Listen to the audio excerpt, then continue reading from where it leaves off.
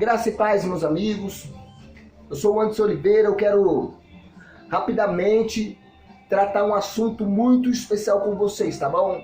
Eu quero que vocês prestem atenção nesse vídeo e que vocês, após o término do vídeo, até após o vídeo terminar, eu quero que vocês peguem a sua Bíblia e comparem com os versículos que vai ser citado aqui, para até ser uma coisa mais transparente e mais honesta e fiel às Escrituras, tá bom? Então, eu quero mostrar para vocês 11 passos simples, baseado na Bíblia, que pode mudar a sua vida, a sua mente, a forma que você pensa, tá bom? Então, vamos começar. O primeiro passo, você deve reconhecer. Reconhecer o quê? Reconheça que por mais que você tente ser uma pessoa boa, na verdade, você é um pecador. E por isso, você merece a morte. Você deve reconhecer isso. E qual que é a base disso? A base se encontra em Romanos 3,10, que diz, como está escrito, não há justo, nenhum sequer. Então, você deve reconhecer que você é falho. Romanos 6,23 diz, pois o salário do pecado é a morte. E você deve reconhecer que você pecou. Sendo assim, você merece a morte. Todos pecaram. Então você deve reconhecer que por mais que você tente ser uma pessoa boa, na verdade você é um pecador. E por isso merece a morte. No segundo passo, nós devemos entender. Então, pessoal, você que está ouvindo esse vídeo, entenda que essa condição de pecador separa você de Deus. Mesmo que você seja uma pessoa religiosa e sincera. Qual que é a base bíblica para isso? Romanos 3,23 está escrito, pois todos pecaram e destituídos da glória de Deus estão. Todos pecaram e destituídos da glória de Deus. Então entenda que essa condição de pecador sua, essa condição de pecador da raça humana, separa você de Deus. Mesmo que você seja uma pessoa religiosa e sincera. Então o terceiro passo é você aceitar. Você deve aceitar. Então aceite a verdade, que as suas obras jamais poderão salvá-lo, uma vez que a salvação é pela fé. Qual que é a base bíblica para isso? Efésios 2, 8 e 9. Pois vocês são salvos pela graça, por meio da fé. E isto não vem de vocês. É um dom de Deus, não por obras, para que ninguém se glorie. Então nós devemos aceitar a verdade que as nossas obras jamais poderão nos salvá-lo, uma vez que a salvação é simplesmente pela fé no Filho de Deus. Então o quarto passo que eu quero que vocês compreendam é que vocês devem entender. Então entenda que, sendo um pecador, merecedor da morte e separado de Deus e com as obras que jamais poderão levá-lo ao céu, tudo o que o aguarda na eternidade é o inferno e o fogo. E o que a Bíblia diz sobre isso? Qual que é a base para isso? Está em Tessalonicenses, 2 Tessalonicenses 1, 8 e 9. Olha o que está escrito. Ele punirá os que não conhecem a Deus e os que não obedecem ao Evangelho do nosso Senhor Jesus Cristo. Eles sofrerão a pena de destruição eterna e a separação da presença do Senhor e da majestade do seu poder.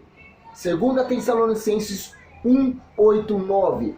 Agora já em Mateus 25, 41 até o 46 diz, então ele dirá aos que tiverem à sua esquerda, malditos, apartai-se de mim para o fogo eterno, preparado para o diabo e para os seus anjos, e estes irão para o castigo eterno, mas o justo para a vida eterna. Apocalipse 20, versículo 5 diz: aqueles cujo nome não foram encontrados no livro da vida foram lançados no lago de fogo. Então, compreenda, pessoal, que sendo um pecador, merecedor da morte e separado de Deus e com as obras que jamais poderão levá-lo ao céu, tudo que aguarda na eternidade é o inferno de fogo. Então você deve aprender algo a partir disso. Aprenda que para tirar os nossos pecados, restaurar a nossa comunhão com Ele e nos livrar de um destino tão cruel, Deus enviou seu Filho Jesus, o Deus homem. E qual é a base bíblica para isso? Nós vamos encontrar em João 3,16. Porque Deus tanto amou o mundo que deu seu Filho unigênito para que todo aquele que nele crer não pereça, mas tenha a vida eterna. Deus enviou o seu Filho para te salvar dessa condição de pecador. 1 Timóteo 1,15 diz: esta afirmação é fiel e digna de toda aceitação, que Cristo Jesus veio ao mundo para salvar pecadores, dos quais eu sou o principal. O plano de Deus para salvar pessoas é Cristo Jesus. Todos estão na condição de pecadores, mas Deus enviou o seu Filho ao mundo para salvar pecadores, da qual eu também sou. Eu sou o principal, assim diz Paulo. Vemos também, meus amigos, na epístola de 1 João 4:9 ao 10, diz: foi assim que Deus manifestou o seu amor entre nós. Enviou o seu Filho unigênito ao mundo para que pudéssemos viver por meio dele. Nisto consiste o amor de Deus. Não em que nós tenhamos amado a Deus, mas em que Deus nos amou e enviou o seu Filho como propiciação pelos nossos pecados. Primeira epístola de João 4, 9, 10. Então devemos aprender isso. Isso é uma lição libertadora. Essa lição ela deve nos ensinar. Então aprenda que para tirar os seus pecados, restaurar a nossa comunhão com Deus e nos livrar de um destino tão cruel, Deus enviou o seu Filho Jesus Cristo, o Deus homem. O Deus homem. Então creia, meus irmãos, creia que ao vir a este mundo, Cristo sofreu a consequência do nosso pecado, ou seja, morreu em nosso lugar, foi o nosso substituto, morreu levando as nossas enfermidades, a nossa culpa. O que diz a Bíblia referente a isso? A Bíblia diz em Romanos 5, 6 a 8, diz: de fato, no devido tempo, quando ainda éramos fracos, Cristo morreu pelos ímpios. Dificilmente haverá alguém que morra por um justo, embora pelo homem bom talvez alguém tenha coragem de morrer. Mas Deus demonstra o seu amor por nós. Cristo morreu em nosso favor quando ainda era pecadores. Então você deve crer nisso. Então creia que ao vir a este mundo, Cristo sofreu as consequências dos nossos pecados, ou seja, morreu em nosso lugar. E você também deve crer em outra coisa. creia também que após ser sepultado, ao terceiro dia Cristo ressuscitou e depois subiu ao céu, aonde um dia vai voltar. A sua fé, ela deve estar baseado nisso. A nossa fé não é uma fé sem um fundamento. Ou a nossa fé não é uma fé baseada em vários fundamentos. Ela é apoiada em algo sólido, em um algo consistente. Devemos crer nisso. Devemos crer que Jesus, ao vir a este mundo, Cristo sofreu as consequências dos nossos pecados, ou seja, morreu em nosso lugar. Crê também que após ser sepultado, após ele ser ali colocado no sepulcro, ao terceiro dia Cristo ressuscitou e depois subiu ao céu, aonde um dia ele vai voltar. E o que a Bíblia diz sobre isso? Romanos 10:9. Se você confessar com a sua boca que Jesus é o Senhor e crer em seu coração que Deus o ressuscitou entre os mortos, será salvo. Se você confessar com a sua boca que Jesus é o Senhor e crer em seu coração que Deus o ressuscitou dentre os mortos, será salvo. Romanos 10:9. 1 Coríntios 15, do 3 ao 4, diz: Pois os que primeiramente lhe transmiti foi o que... Pois o que primeiramente lhe transmiti foi o que eu recebi. Que Cristo morreu pelos nossos pecados, segundo as Escrituras. Foi sepultado e ressuscitou ao terceiro dia, segundo as Escrituras. 1 Coríntios 15, do 3 ao 4. Então creia que após ser sepultado, após Jesus ser sepultado, ao terceiro dia ele ressuscitou, subiu ao céu, aonde se encontra lá agora à destra do Pai, e um dia vai voltar. Creia nisso. Vemos também em João 3,14. Jesus disse: E se eu for e lhe preparar um lugar, voltarei e o levarei para mim, para que vocês estejam onde eu estiver. Cristo ele foi preparar lugar, mas vai voltar. Então receba finalmente. Receba isso que eu estou te dizendo. Pegue isso, o que eu estou te dizendo, e guarde em seu coração, porque isso é uma verdade. Receba. Afinal, Cristo em sua vida, tendo fé nele como o Filho de Deus, e depositando somente nele e em ninguém mais a sua confiança para ser salvo. Creia em Cristo, tendo fé nele como o Filho de Deus. Creia em Jesus Cristo. Creia nele, tendo fé nele como Filho de Deus. E depositando somente nele e em ninguém mais a sua confiança para ser salvo. E o que a Bíblia diz disso? João 1:12. Contudo, aos que receberam, aos que creram em seu nome, deu-lhe o direito de se tornarem filho de Deus.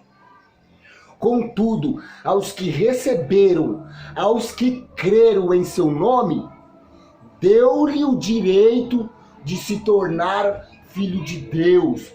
Você, por meio da fé em Cristo, crendo que ele veio a esse mundo, levou os seus pecados, que ele foi sepultado, que ele ao terceiro dia ele ressuscitou, e ele se adentrou ao céu e agora se encontra à destra do Pai, e um dia vai voltar. Contudo, aos que receberem e aos que crerem em seu nome, ele deu-lhe o direito de se tornar filho de Deus. Então, lembre-se, meu irmão, lembre-se de que, tendo fé em Cristo, você será liberto da culpa do pecado, passará a ter paz com Deus e será herdeiro do céu. Olha o que a Bíblia diz sobre isso. Em João 3, primeiramente, João 3,36, que é um utópico, isso é profundo. Quem crê no Filho tem a vida eterna. Olha que legal. Quem crer em Jesus Cristo como Filho de Deus, crê que Ele veio ao mundo, que Ele levou os seus pecados morrendo em seu lugar, sendo o seu substituto, que Ele ficou sepultado 3 dias, portanto ao terceiro dia Ele ressuscitou, agora se encontra à destra do Pai, um dia vai voltar. Quem crê no Filho tem a vida eterna. Olha, já quem rejeitar o Filho não verá vida, mas a ira de Deus permanece sobre eles. A ira de Deus permanece sobre aquele que rejeita o Filho de Deus. Aquele que rejeitou a substituição, o plano de salvação. A ira de Deus permanece sobre ele. Quem crê no Filho tem a vida eterna. Já quem rejeita o Filho não verá vida, mas a ira de Deus permanece sobre ele. João 3,36. Agora vê o que está escrito em Romanos 5:1. Tendo sido, pois, justificado pela fé, temos paz com Deus por nosso Senhor Jesus Cristo. Uma vez que você tem fé em Cristo, a Bíblia diz que, tendo sido, pois, justificado pela fé, você tem paz com Deus, por nosso Senhor Jesus Cristo. A fé em Jesus Cristo, ela resulta em um perdão de pecado. E lembra no início do vídeo que eu disse que o pecado, ele faz uma imensa separação entre você e Deus, mas quando você crê em Jesus Cristo como Filho de Deus, crê que Jesus Cristo ele veio e levou as suas culpas, que morreu em seu lugar, que foi sepultado, que ressuscitou ao terceiro dia e vai voltar para te buscar, você se torna uma pessoa justificada por Cristo Jesus. Então aquela separação que houve por causa do seu pecado, ela não há mais. Então você volta a ter paz com Deus, por intermédio de Cristo Jesus. Romanos 8:1. Portanto, agora já não há mais condenação para os que estão em Cristo Jesus. Para aqueles que estão em Cristo Jesus, para aqueles que correspondeu ao chamado do Evangelho, que creu em Jesus Cristo, que depositou a sua confiança nele, somente nele, em mais nada, não nas suas obras, não nos seus méritos, não em santinhos, não em outros deuses, somente em Cristo. Portanto, agora não há mais condenação para os que estão em Cristo Jesus. Sabe o que esse texto está tratando? De uma anulação, de uma condenação. Portanto, agora já não há mais condenação. Ou seja, houve uma anulação de uma condenação. E para quem é essa anulação da condenação? Para os que estão em Cristo Jesus. Aí eu posso fazer um ligamento para João 3,16. Quem tem o Filho tem a vida. Mas quem não tem o Filho não tem a vida. Mas a ira de Deus permanece sobre a sua cabeça. Lembre-se também, meus amigos, de que sendo cristão, é o seu dever estar com o povo de Deus, crescendo em comunhão, unidade e amor. Você deve se ajuntar com o povo de Deus. Você deve perder a sua mania de viver isolado dentro da sua casa. Se ajunte com o povo de Deus. Conversa sobre a Bíblia com o povo de Deus. Ajude o povo de Deus. Muitas vezes Deus ele confia talento aos seus. E esses talentos não são para você guardar para você mesmo. É para você compartilhar para a edificação do seu próximo. Talvez você tenha muito conhecimento na sua cachola, mas pelo seu egoísmo de não querer se ajuntar com cristãos, esse conhecimento fica guardado só dentro da sua cachola, sendo que seria muito útil para a edificação daqueles que são mais leigos. Você poderia ajudar muitas pessoas a crescer no conhecimento do nosso Senhor Jesus Cristo. Mas muitas vezes nós, pelos nossos egoísmo, que é um pecado, nós nos trancamos em nossa casa e não queremos o contato com os irmãos, não queremos se unir com outros crentes, não queremos se reunir com aquele que Cristo salvou e vivemos um individualismo. Então nós devemos lembrar também que, sendo um cristão, é o seu dever estar com o povo de Deus, crescendo na comunhão e na unidade e no amor, na unidade, na comunhão, na compaixão. Do que a Bíblia ela diz sobre isso?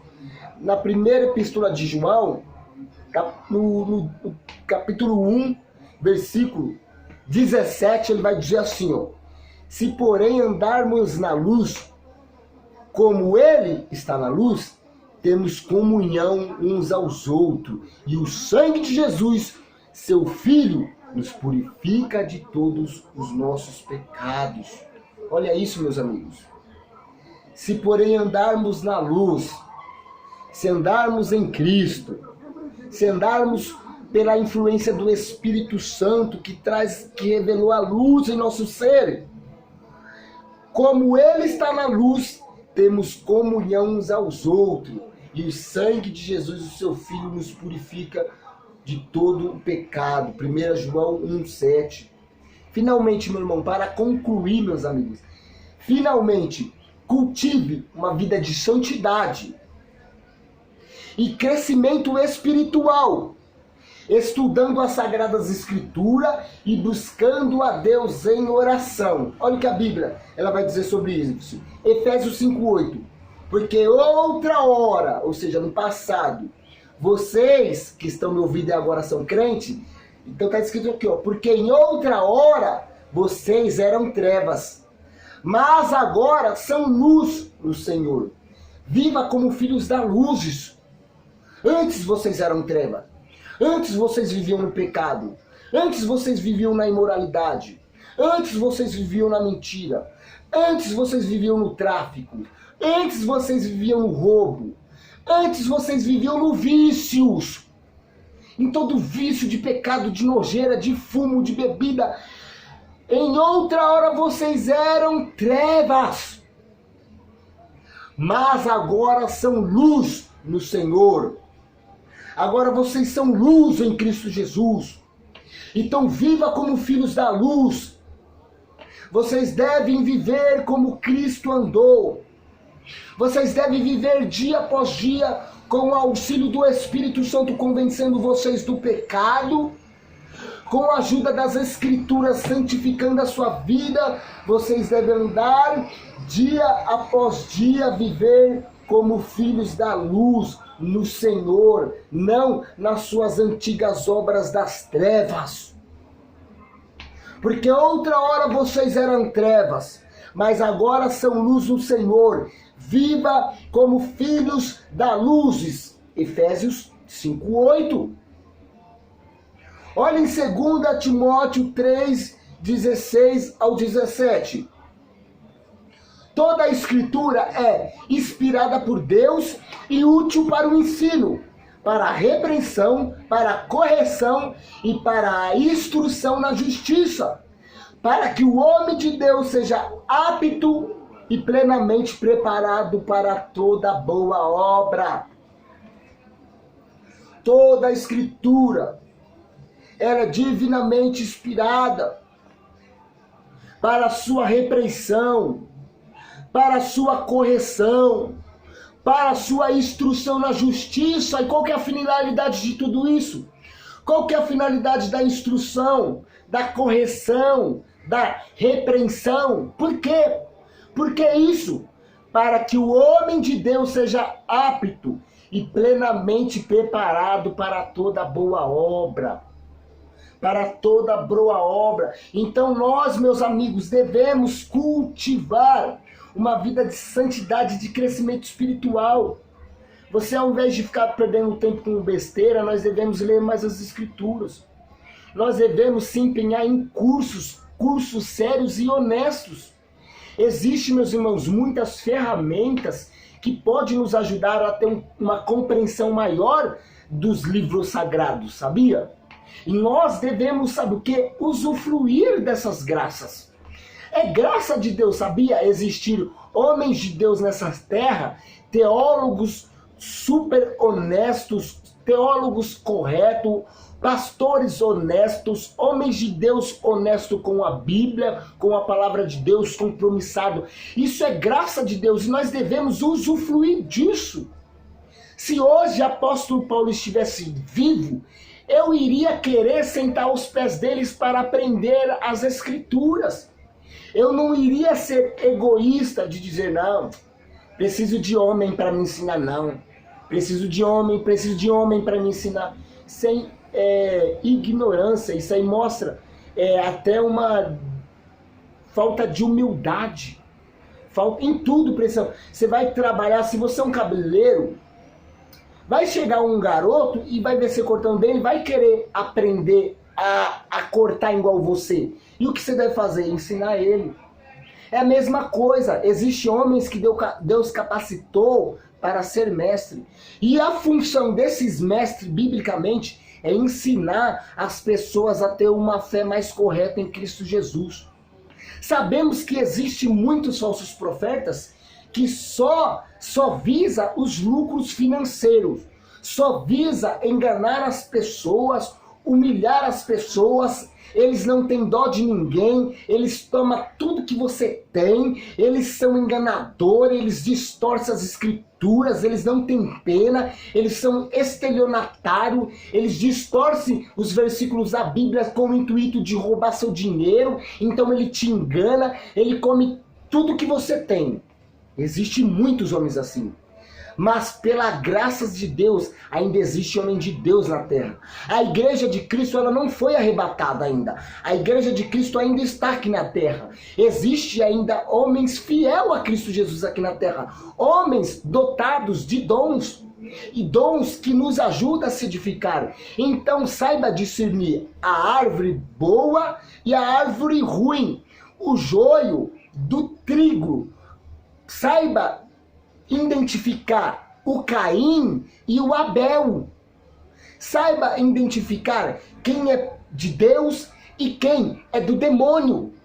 E quem for de Deus, você deve fazer o que? Manter a comunhão. Você deve procurar a conhecer mais a Bíblia através desses homens capacitados e dotados por dons que foram dados por Deus no objetivo de trazer a edificação para a igreja. Tá bom? Então, agora em 2 Timóteo, em 1 Tessalonicenses 5,17, ore continuamente. Mantenha uma vida de oração, meus irmãos. Né? Mantenha uma vida de oração e leitura bíblica. Cresça nas escrituras e na leitura. Porque se você só orar, sem ler, você vai se tornar um místico. Você vai acreditar em tudo.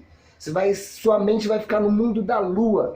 E você vai ser levado por todo o vento de doutrina. Doutrina de homem que vai querer doutrinar você, manipular você. E você vai virar um crente ignorante. Você vai virar um crente levado por todo o vento de doutrina. E você não vai saber discernir o certo do errado. Por quê? Porque você não vai ter um apoio, uma base consistente para você apoiar as suas opiniões. Então as suas opiniões vai vir baseada no que o seu coração acha. E infelizmente os nossos corações é a sede de todo mal, meus irmãos. De toda maldade, de tudo que é ruim, procede do nosso interior que está corrompido pelo pecado dos nossos pais, Adão e Eva. Então nós, por si próprios, somos mal por dentro. Então nós nunca devemos confiar em nossas intuições. Não devemos confiar no que nós achamos, por mais que as nossas intenções sejam honestas e sinceras. Tem pessoas que têm a intenção honesta, eu não estou julgando a sua intenção, mas a questão é que nós somos totalmente inclinados ao erro. O nosso interior, ele de fato ele é mau. Então nós não devemos confiar nas nossas intuições, no que eu acho, no que eu penso.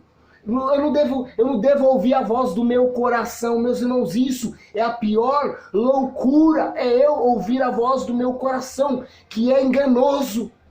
Aí você entende o porquê as pessoas estão indo de mal a pior. Aí elas dizem, é porque eu penso assim, eu acho assim, e assim é minha fé. Então você vê uma deformidade nessas pessoas. Elas são pessoas deformadas de fato. Então devemos, meus irmãos, simplesmente crescer apoiado a nossas ideias, a nossas expectativas, os nossos pontos de vista, o nosso achismo, ele deve ter um apoio, um amparo. Então eu devo dizer assim, ó, eu acho isso porque o texto está dizendo isso. Então, quando eu leio esse texto, então esse texto está dizendo isso, então eu acho que esse é o correto. A nossa fé, o nosso ensino, a forma que vivemos, a forma que cultuamos a Deus, a forma que andamos nessa terra, deve estar constituído no que Cristo ordenou em sua palavra. Senão, não será mais Cristo que está guiando a nossa vida, a nossa igreja, o nosso trabalho, a nossa família. Não será mais Cristo, será o nosso coração. E do nosso coração que procede todo tipo de mal, todo tipo de engano. O nosso coração é enganoso, o nosso coração ele faz pegadinha conosco, nos enganando. O nosso coração faz nós ver o pecado legal. Nosso coração, quando vê um homem tendo relação sexual com 10 pessoas, ele tem a tendência de pensar que esse homem é sortudo. O nosso coração ele tem o hábito e a tendência a pensar que o homem, que ele é casado com a sua esposa, mas ele tem uma amante, ele é sortudo. Oh, nossa, ele tem a esposa dele, ainda ele tem uma amante que tem mó corpão. Olha que homem sortudo, eu queria ser esse homem. O nosso coração ele pensa assim. O nosso coração ele olha para esses políticos que roubam milhões de dinheiro de forma corrupta e ele pensa, olha que trabalho bom, eu queria ser político, eu queria ter todo esse dinheiro. Então o nosso coração ele tem essa inclinação sempre ao erro, sempre às coisas erradas. E isso é porque, não é por culpa sua ou minha, mas infelizmente herdamos isso dos nossos pais. Isso foi passado no DNA da raça humana, devido à desobediência de Adão. Mas Deus, por intermédio de Cristo, por intermédio de Adão, esse mal entrou na corrente sanguínea, por se dizer assim, no DNA. Mas também por intermédio de um homem só, que é Cristo Jesus, nós podemos andar agora não guiado pela nossa natureza da carne, pelo nosso ser, pelo meu eu, pela vontade do meu coração, mas eu posso agora ser guiado pela vontade de Deus, porque o Espírito Santo, ele começará a me inclinar a palavra de Deus. Então eu vou viver agora não segundo ao meu coração, não segundo as vontades que eu penso que é boa, não segundo aquilo que eu acho que é legal e correto. Não, eu andarei baseado em um fundamento, que é a Bíblia Sagrada. Então eu olharei, e falei, olharei, pensarei e direi. A Bíblia está dizendo para mim andar na porta estreita, então eu vou andar na porta estreita. A Bíblia está falando para mim não roubar, então eu não vou roubar. A Bíblia ensina como eu tratar a minha esposa, então eu vou tratar a minha esposa conforme a Bíblia ordene que eu trate a minha esposa. A Bíblia tem ordenações para um culto, tem ordenações para como o homem se achegar-se a Deus. Então eu não vou arrumar outros caminhos. A Bíblia está ordenando esse caminho e eu vou nele, tá bom? Aqui agora eu concluo essa mensagem. Aqui eu trouxe 11 passos, meus irmãos, que são importantíssimos para vocês. 11 passos simples, baseados na Bíblia, que pode mudar a sua vida, sabia? Talvez você é um crente que, por estar em uma igreja que o seu líder, o seu pastor, eles não têm uma certa intimidade com a palavra de Deus, Tem muitos homens que não é nem por desonestidade, são porque não teve oportunidade de se assentar aos pés de grande mestre, não teve uma oportunidade de ler a Bíblia muitas vezes, estudar pontos por pontos, ser cautelosos na hora do estudo. Então ele cresceu com uma certa deformidade. Então uma pessoa assim, ela vai explicar um evangelho meio ralo, ou então vai te explicar um outro evangelho, o evangelho segundo o que ele pensa, segundo o que o coração dele acha, né?